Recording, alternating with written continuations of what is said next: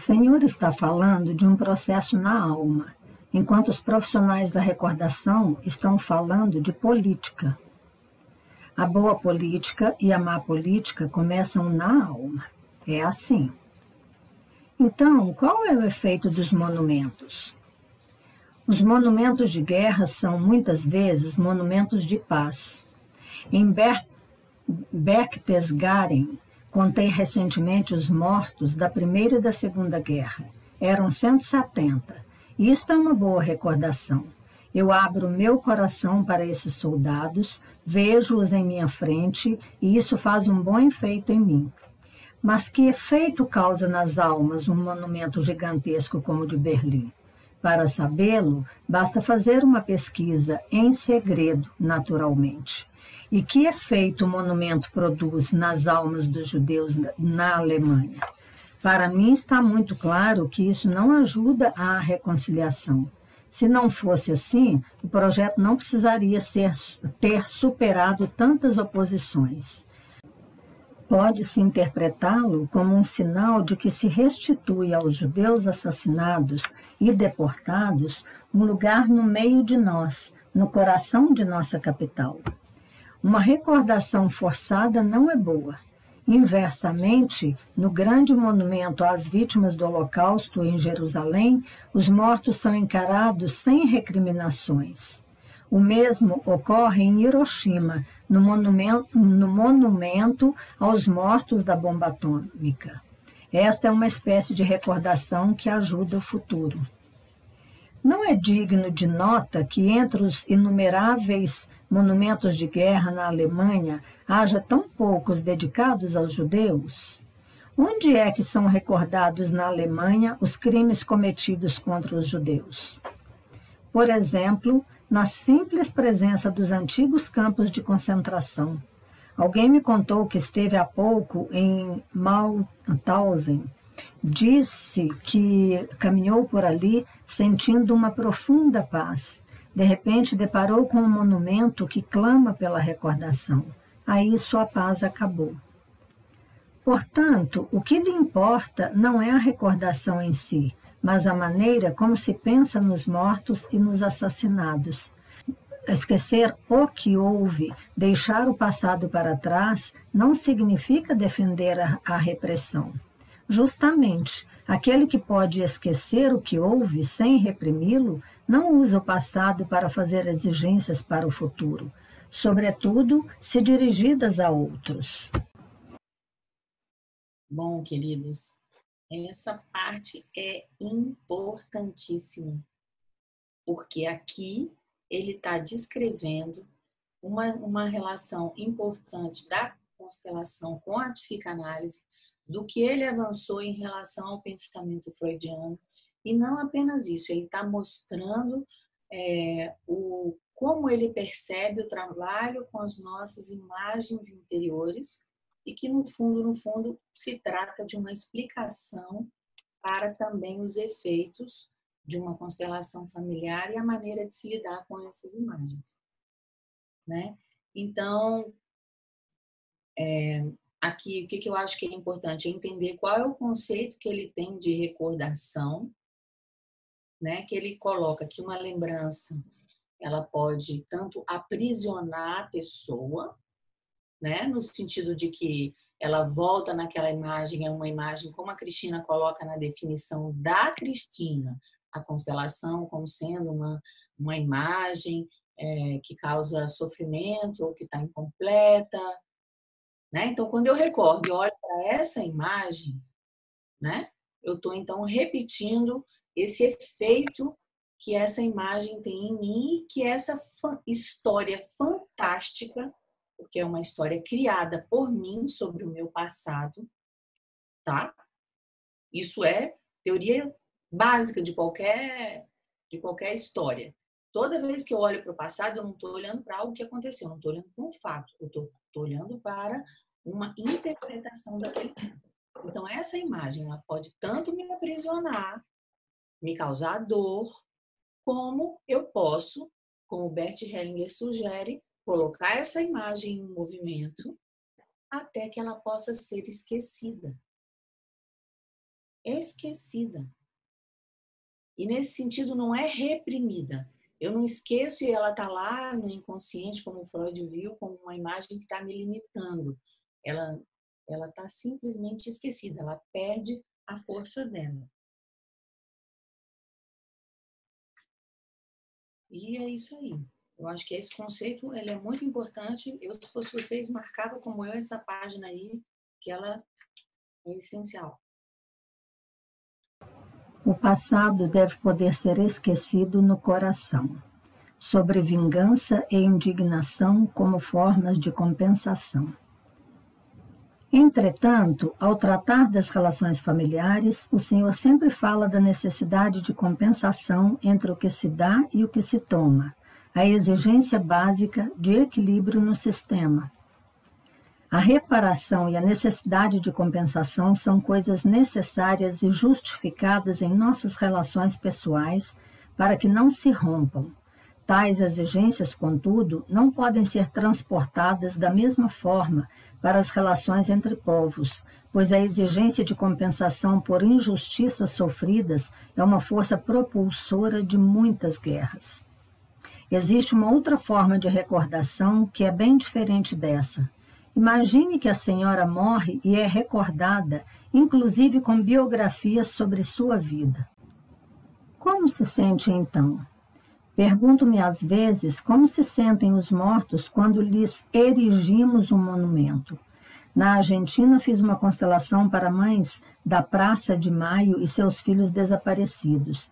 O representante de um dos filhos mortos disse, nessa ocasião, o pior para mim é ver o meu nome escrito nesta praça. Enquanto ele estiver aí não terei paz. Sentia-se usado para uma reivindicação. Há recordações que se utilizam dos mortos para tirar disso, se posso recorrer a essa expressão extrema, a justificação para uma guerra. Pense no conflito de Kosovo e na batalha de Amersfoort. Nota de rodapé. Batalha travada no Kosovo em 1389, que acarretou por quase 5 séculos uma dominação dos turcos muçulmanos sobre os sérvios cristãos. A primeira batalha de Kosovo aconteceu em 28 de junho de 1389, há mais de 600 anos, entre os otomanos, que eram muçulmanos, e os sérvios, que eram cristãos. Os sérvios mataram um sultão. Em Revide, um sultão matou Lázaro, um príncipe sérvio. Então os cristãos, isto é, os sérvios, fizeram do príncipe Lázaro um santo e os otomanos ficaram ressentidos contra eles. 500 anos depois, em 28 de junho de 1914, quando o herdeiro de trono austríaco se dirigia para Sarajevo, os sérvios o assassinaram. Assim começou a Primeira Guerra Mundial. Depois veio Milošević, em 1989, de novo num 28 de junho. Ele inumou os ossos de São Lázaro no monumento no Kosovo. Lá ficou gravado, abre aspas, junho de 1389, junho de 1889. Não deixaremos que os muçulmanos reinem sobre os sérvios, fecha aspas. Então começaram os assassinatos, começou a guerra do Kosovo. Essa é uma recordação que atravessa gerações. Onde a necessidade de compensação assume o controle e mobiliza sentimentos de vingança? Exatamente. Esse tipo de recordação tem efeitos dramáticos. Algo semelhante acontece ainda hoje na América do Sul ou entre os índios do Canadá. Quando relembramos constantemente fatos terríveis, os mortos nos puxam para fora do presente. Isso tem efeitos funestos. As pessoas têm o direito de esquecer o passado em seu coração. Então, podem caminhar para um futuro diferente. E não precisam repetir nada. Portanto, há um tipo de recordação que acende, mantém e reaviva a indignação. Foi o que fizeram os nazistas em relação ao Tratado de Versalhes. Essa forma de recordar só aviva emoções e o desejo de retribuir. É preciso vingar-se outra vez indefinidamente. Isto é funesto. Em Castaneda existe o conselho de esquecer a própria história. Nota de rodapé, ensinamento atribuído pelo antropólogo Carlos Castaneda ao xamã mexicano Dom Juan Matos, em aventura narrada no livro Viagem a Ixtlán. Isto tem um efeito prodigioso. Quando um povo esquece dessa maneira essas coisas terríveis e acolhe no coração, com compaixão, os mortos daquela época, já não é necessário recordá-los. Eles nos acompanham, de certo modo, para o futuro. Muitos dizem, precisamos recordar para que não volte a acontecer. Existe o medo de que o esquecimento leve à repetição dessas coisas funestas. A frase já desgastada de Brecht, abre aspas, o vento continua fecundo, fecha aspas, exprime esse medo do esquecimento. Uma das causas de novas guerras são os relatos da história, que mantêm viva a decepção e acendem a indignação. Quem se indigna contra ações funestas coloca-se aparentemente do lado do bem e contra o mal. Pretende mediar entre os perpetradores e as vítimas para evitar outros males. O que há de censurável nisso? O indignado se comporta como se ele próprio fosse uma vítima, mas não é. Arroga-se o direito de exigir reparação dos perpetradores, embora nenhuma injustiça tenha sido cometida contra ele. Ele se faz de advogado das vítimas porque elas já não são capazes disso. Por que não devemos reverenciar essa atitude? Por acaso os mortos lhe transferiram esse direito? O que faz o indignado? Ele se arroga o direito de fazer mal aos perpetradores e isso prolonga o conflito. Os indignados geralmente não se dão por satisfeitos até que os perpetradores sejam aniquilados e humilhados, mesmo que isso agrave o sofrimento das vítimas. Eu gostaria só de falar uma coisa aqui que é importante. Ele continua com esse tema da recordação e, mais uma vez, marquem aí por quê. Ele dá aqui o exemplo de uma síndrome de aniversário histórica. O que é uma síndrome de aniversário? Quando eu tenho uma repetição de eventos num nível familiar ou num nível coletivo numa mesma data. Tá? Então, quando ele está citando aí o que aconteceu do pequenininho, né, da morte do primeiro sultão até o início da guerra e tudo isso, vocês anotem como um exemplo e pesquisem como foi que se desenvolveu esse conceito da síndrome de aniversário ao longo da história da psicologia, que é um marco importante da nossa timeline das constelações familiares. Outra coisa que eu queria falar aqui, que hoje era uma curiosidade, talvez para alguns, que o Bert Hellinger teve um contato direto, e nós também tivemos a oportunidade de ter esse contato com o Dom Juan, que é esse xamã que nos livros aparece nos livros do Castaneda, né? Sim, a Uli está colocando aí, Anselm Schutzenberger. Exatamente, Uli, muito bem. Pode colocar esse link aí, depois eu vou mandar também alguma informaçãozinha. Obrigada. Então, essa pessoa, que no livro do Castaneda aparece como Dom Juan, ele na verdade, chama-se Tata Cachora. Ele teve no aniversário do Bert Hellinger no ano de 1900, quando Bert Hellinger fez 85 anos. E o Bert Hellinger escreveu um livro inteiro sobre o que ele aprendeu em relação ao Tata Cachora, que nesse evento na Alemanha, ele disse que foi um dos maiores professores dele. Então, eu também vou digitar aqui para vocês, depois eu mando nos links, esse livro que o Bert Hellinger escreveu, que está só em alemão. Desculpa, em espanhol. Plenitude.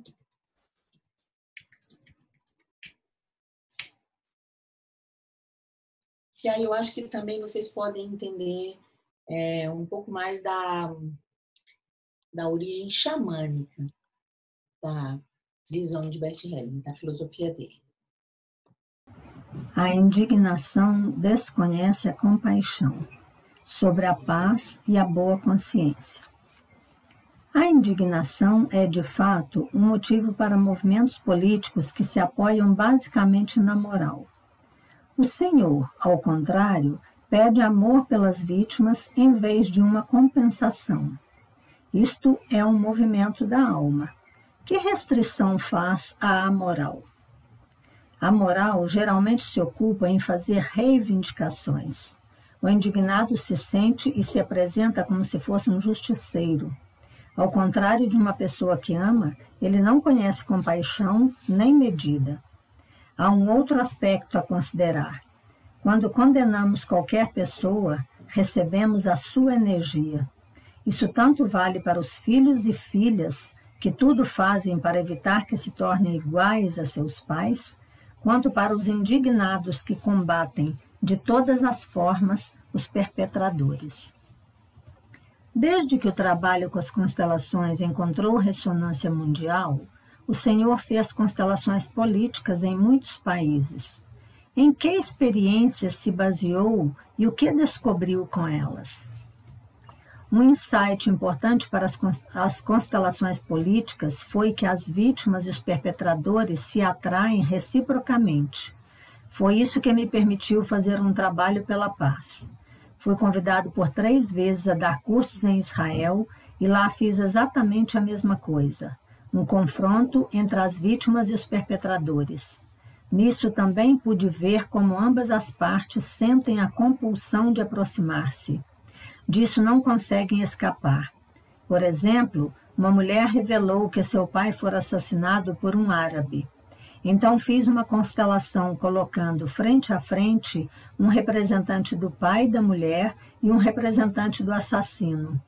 O assassino manifestava medo. De repente, o pai estendeu-lhe a mão. Ambos se aproximaram e se abraçaram. Então o pai desabou no chão como um morto e o assassino deitou-se junto dele. Na morte estavam reconciliados.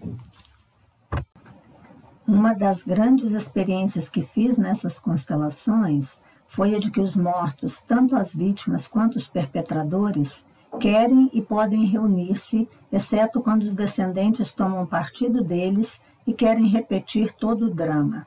Agindo assim, barram o caminho da reconciliação. O mesmo experimentei na Turquia, no conflito entre turcos e armênios e também no Japão.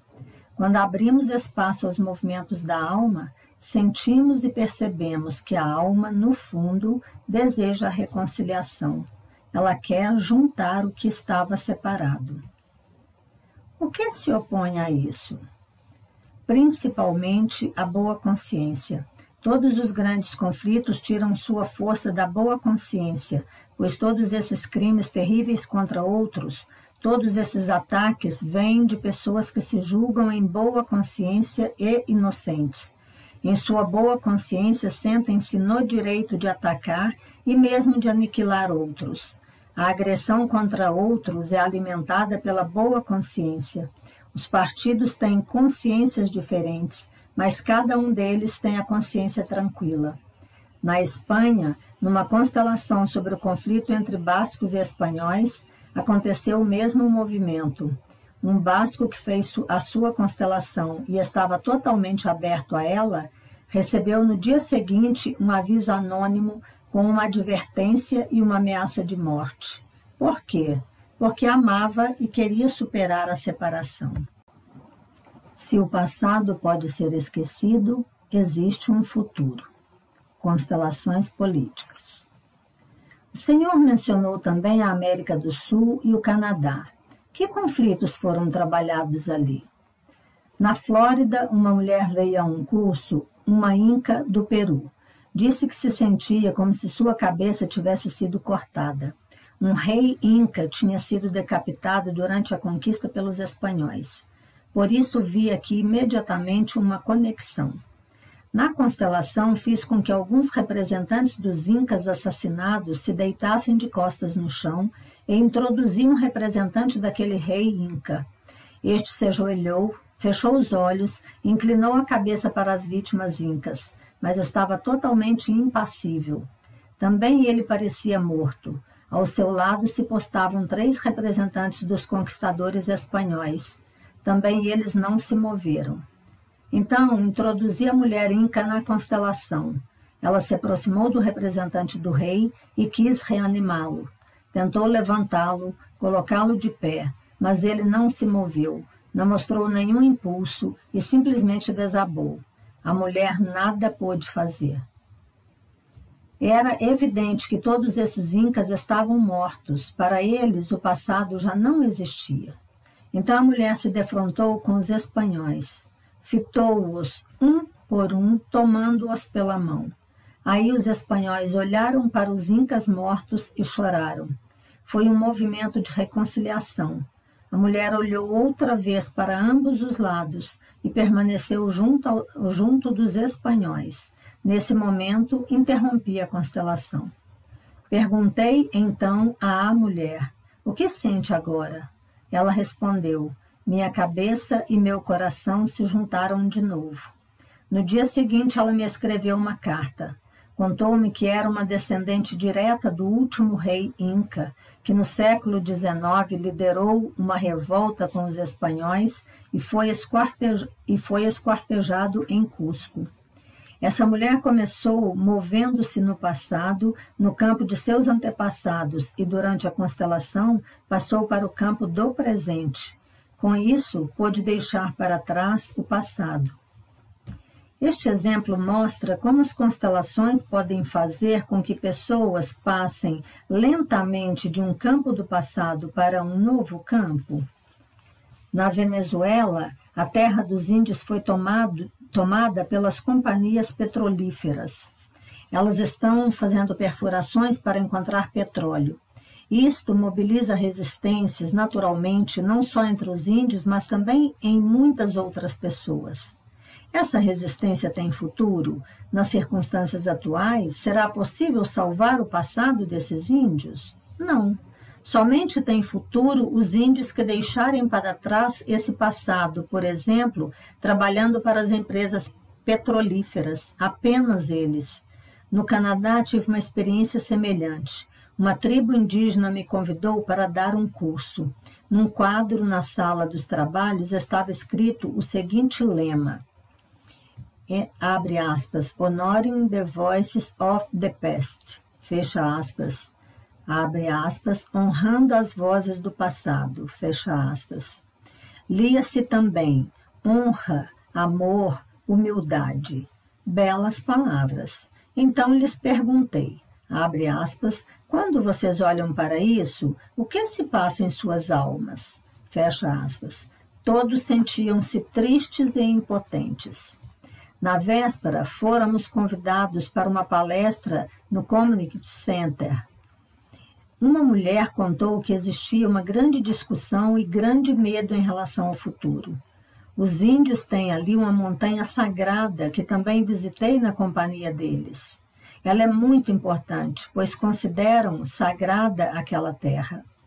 Agora, porém, uma grande empresa multinacional quer explorar minério de ferro nessa montanha sagrada. Isso causou um grande transtorno a essa tribo. Pediram-nos para apoiar petições às autoridades para que fosse sustado o empreendimento. A lei preserva a região e o seu controle, porém, há pouca esperança de que seja respeitada. A pergunta ali era a mesma: onde está o futuro? Na situação atual, os homens são totalmente desprezados pelas mulheres. Eles ficam ociosos porque não têm futuro. Com isso, o alcoolismo se difundiu muito. Eu disse a eles, abre aspas, vocês são guerreiros e caçadores, mas nada disso se pode fazer aqui. Isso passou. Onde há futuro para vocês? Vocês precisam converter-se. Home warriors to walkers, fecha aspas, de guerreiros em trabalhadores. Aí está o seu futuro, fecha aspas. Esta foi uma intervenção política que provoca uma mudança na alma.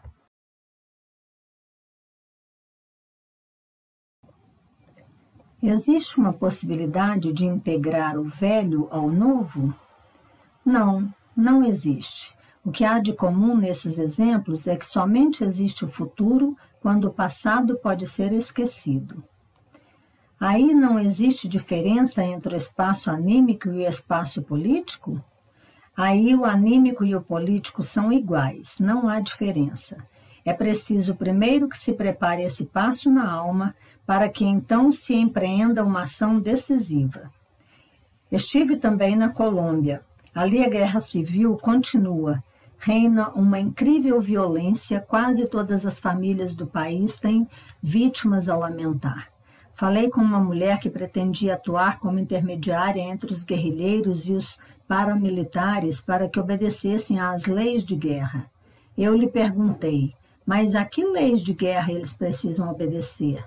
Ambos os partidos carecem de objetivos reais. São apenas assassinos. Em ambos os lados se cometem assassinatos. Em minha imagem, o que se procura ali é invalidar a colonização. Esses movimentos agressivos expulsam as elites do país, pois as circunstâncias as forçam a isso. Então as pessoas estão deixando o país por causa da violência das forças agressivas? Participou de meu curso em Bogotá uma mulher cujo marido fora sequestrado pelos guerrilheiros. Ele foi libertado. Provavelmente ela pagou um elevado resgate para isso. Ela disse que seu marido estava totalmente alterado e frágil como uma criança. Ele controlava uma grande usina de açúcar com 3.000 empregados. Na constelação, coloquei um representante desse homem e, diante dele, alguns representantes de seus operários. Eles estavam incrivelmente zangados com ele. Depois coloquei um representante dos guerrilheiros. O coração dos trabalhadores ficou do lado dos guerrilheiros e era evidente que o homem não fora sequestrado sem motivo. A constelação mostrou que aquela família precisava deixar o país. Depois do acontecido, não tinha outra alternativa. Em nenhum outro país vivenciei uma desesperança tão grande quanto na Colômbia. Na universidade em Bogotá, mostrei o vídeo de uma constelação que realizei num curso em Oaxaca, no México. Uma colombiana simpatizante da guerrilha quis esclarecer sua situação.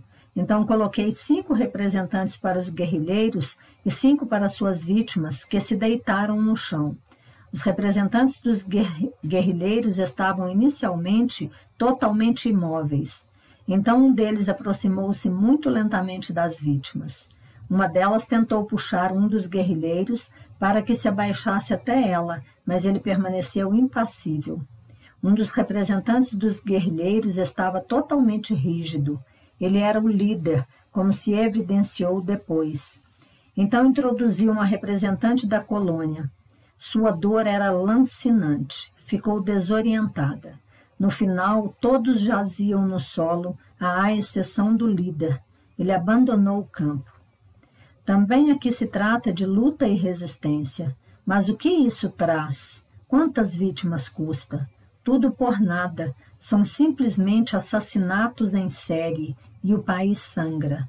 Não que essa guerra seja evitável, ela é inevitável. Contudo, todos agiam como peças de xadrez, sem objetivos claros. Afinal, apenas como criminosos. Talvez algo possa mudar, mas apenas quando todos estiverem esgotados. São 2 afirmações diferentes. De um lado, o Senhor diz, o que isso traz? Apenas mortes. De outro lado, afirma, abre aspas, contudo, isso precisava acontecer para que talvez venha algo de novo, fecha aspas. Assim é. Por que é que o Senhor chama essas constelações de constelações políticas? Porque elas mostram que as mudanças na alma podem ter efeitos no espaço público. As mudanças no espaço público começam na alma. Como eu disse, mostrei esse vídeo na universidade em Bogotá. Todos os espectadores romperam em choro. Todos choraram, ficaram muito emocionados. Entretanto, se quiserem agir, precisarão defrontar-se com o conflito, tornar-se também parte dele. No final, são os generais que fazem a paz. Os generais adversários percebem de repente que assim não se pode continuar. Então, são capazes de fazer a paz. O que o Senhor quer dizer com os generais? É preciso matar primeiro para ser capaz de fazer a paz? Não. Eu digo isso com respeito por todos, sem julgar nem condenar ninguém. No final, eles ficam ao lado daqueles contra quem lutaram. O que lhe interessa ao dizer isso? Em última análise, o que me interessa é o humano. A política que não termina produzindo algo humano não é uma boa política. Para mim, a arte de governar significa aproximar os seres humanos. Ao afirmar que, afinal, o que importa é o humano, em que sentido o senhor utiliza esse conceito? Na linguagem usual, isto é considerado como um valor. O que significa para o senhor o humano? Que ninguém é melhor. Tanto a bondade quanto a maldade são humanas. Reservar o humano para o lado bom não funciona. Aqueles que fazem isso acabam sendo os mais desumanos. O que o Senhor quer dizer agora com desumano? Aqueles que se colocam contra outros seres humanos. Isto é desumano com o correr do tempo. Nas constelações familiares, o movimento pela paz consiste em readmitir os excluídos. Como é nas constelações políticas? Qual é o cerne? Nas constelações políticas, da maneira como as tenho feito até agora, trata-se de saber que futuro tem um povo depois de anos de luta e de assassinatos. Trata-se da aproximação entre os perpetradores e as vítimas, da possibilidade de um novo passo em direção a um futuro comum. Também esse movimento pela paz começa na alma. E quem o impede? Aqueles descendentes que, com seus julgamentos, querem prolongar a luta. O Senhor afirma que sempre é assim? Sempre que trabalhei com isso, seja em Israel, na América do Sul, na China, onde se tratou do conflito entre japoneses e chineses ou entre os índios, o processo é sempre o mesmo. Os adversários originais podem reconciliar-se no reino dos mortos. Devemos permitir-lhes que se olhem nos olhos, que se percebam como seres humanos e se deitem juntos em paz. Segundo a sua afirmação, isso acontece através de movimentos da alma nos quais o Senhor não interfere. Portanto, os mortos querem isso e os descendentes muitas vezes o impedem. Por que os mortos não podem fazer isso sozinhos? No campo não podem fazer isso sozinhos. Pelo menos é o que se revela nas constelações. Os descendentes precisam permitir-lhes isso. Permitir como? Como isso pode acontecer? Isto pode acontecer na medida em que os descendentes conciliem em sua alma ambos os lados, os perpetradores e as vítimas. Para isso, precisam acolher ambos em seu coração. Do contrário, isso não será possível. Quando conseguem, o passado pode ser esquecido. Os mortos podem retirar-se e estar realmente vivos. Então termina a revanche e pode-se olhar para frente. E em lugar da vingança, existe outra vez lugar para o amor? Assim se pode dizer. Em outras palavras, as constelações políticas produzem, talvez, algo como essa aproximação na alma, o remember. Mas existe alguma realização individual? O que o senhor produz em termos políticos? Isso não me interessa. Apenas semeei uma plantinha, nada mais. Mas é claro que fiz algo que produz bons efeitos. Maravilha. Muito bom. Então, todo esse capítulo ele está descrevendo as constelações políticas e eu gostaria de chamar a atenção para algumas coisas. Primeiro que, em tudo isso que nós estamos lendo, ao longo dessa alma, o exercício prático que fica para cada um de nós para o dia a dia é o seguinte: eu olho para uma imagem, eu consigo perceber o efeito que ela tem na minha alma, como é que eu percebo esse efeito, para que eu possa desenvolver eu mesma, cada um de nós, esse discernimento que ele fala em relação aos monumentos, em relação às situações, e obviamente é o que a gente faz no nosso dia a dia. Mas estender isso às situações cotidianas e a esses marcos históricos. Bom, outra coisa, existe uma possibilidade de integrar o velho com o novo? Isso aqui é muito forte. Ele disse, não existe. O que há de comum nesses exemplos é que somente existe futuro quando o passado pode ser esquecido. Isso significa quem são ou quais são as pessoas e os relacionamentos que eu ainda não consegui esquecer. Então, isso está num nível micro, num nível macro, né? Outra coisa, aqui é o conceito de humano, né? Então, o que significa para o Senhor o humano? Esse é um outro conceito que ele diz que ninguém é melhor, que tanto a bondade quanto a maldade são humanas.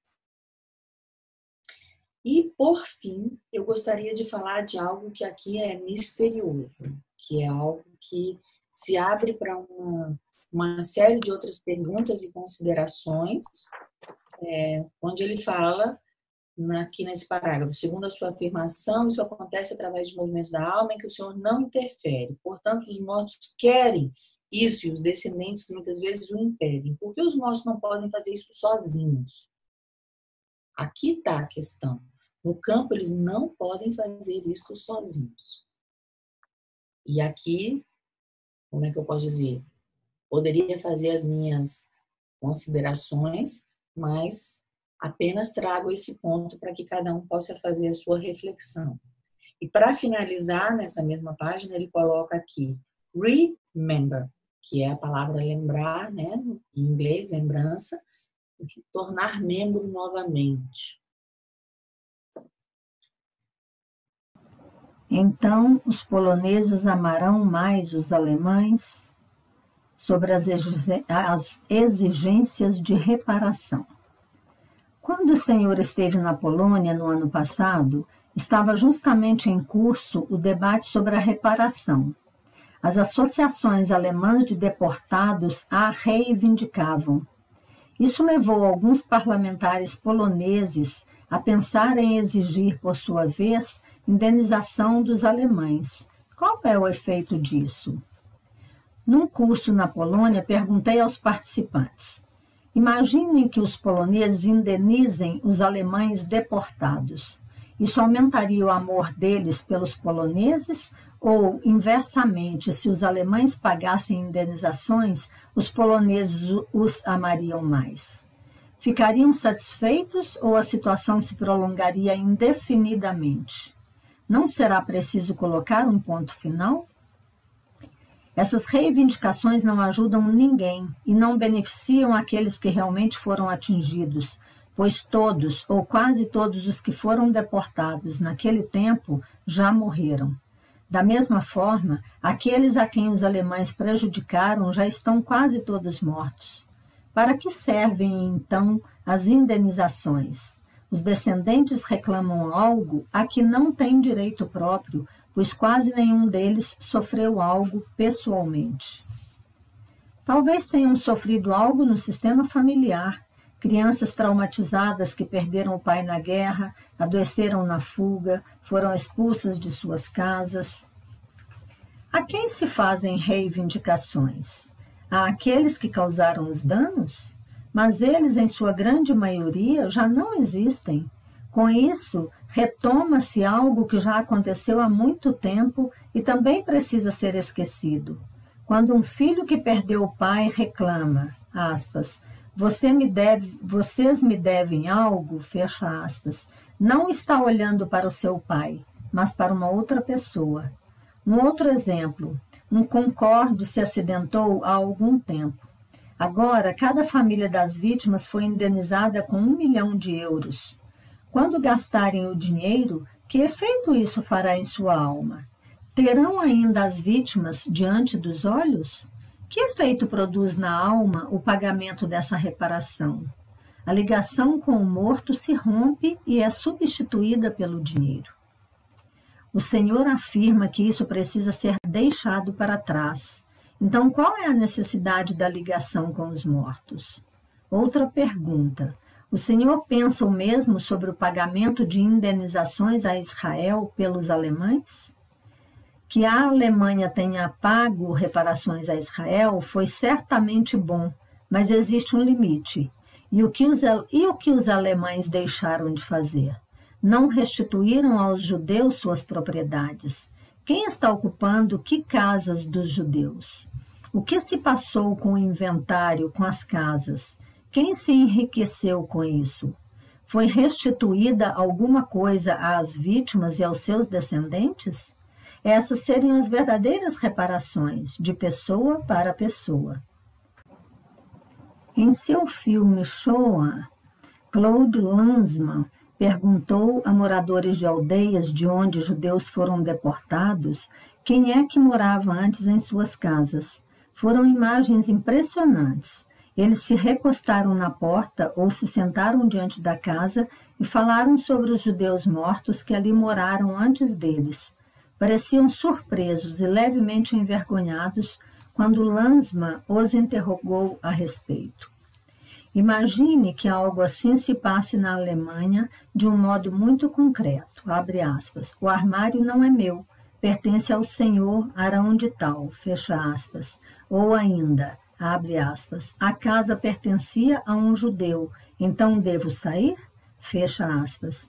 Os judeus que ali moravam não existem mais, estão mortos, assassinados. Muito poucas casas poderiam ser realmente restituídas de pessoa a pessoa. Não se pode defender algo assim. É insensato. Alguém assim não pode morar nessa casa, pois o outro ainda mora lá. Do ponto de vista da alma, abstraindo-se do aspecto jurídico, essa propriedade tem efeitos funestos para várias gerações que se beneficiam dela. Essas seriam as verdadeiras reparações, mas tem sentido que sejam feitas pelo Estado sem que os indivíduos paguem ou deem algo? Eu vejo isso nessa dimensão da alma. Capítulo Não reivindico a verdade, sobre o movimento da alma e o incompreensível.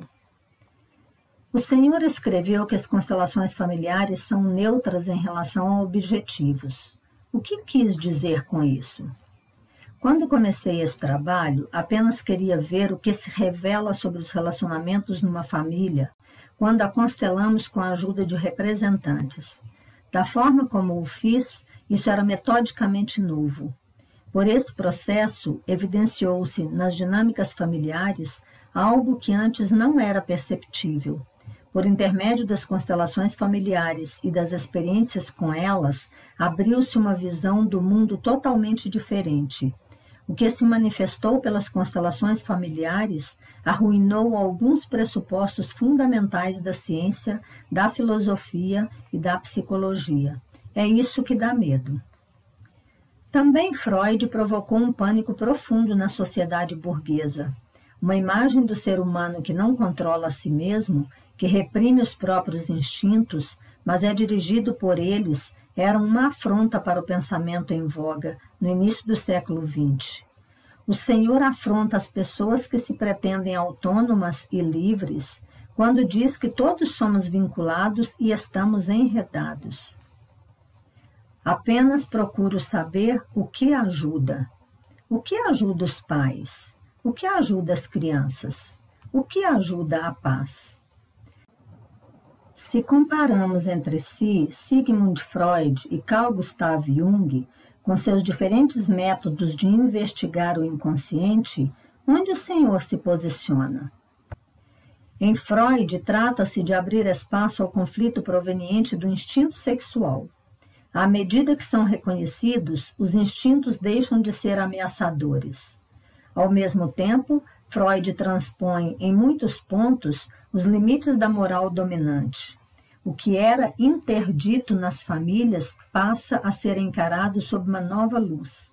Sua contribuição no nível do indivíduo leva além das fronteiras da consciência. Isso causou uma enorme liberalização e afrouxou a moral estrita. Até mesmo as pessoas que não se analisam ganham um espaço de maior liberdade. Foi uma incrível realização pioneira. Além disso, Freud teve uma certa intuição dos envolvimentos sistêmicos. Qual foi a novidade que o senhor acrescentou?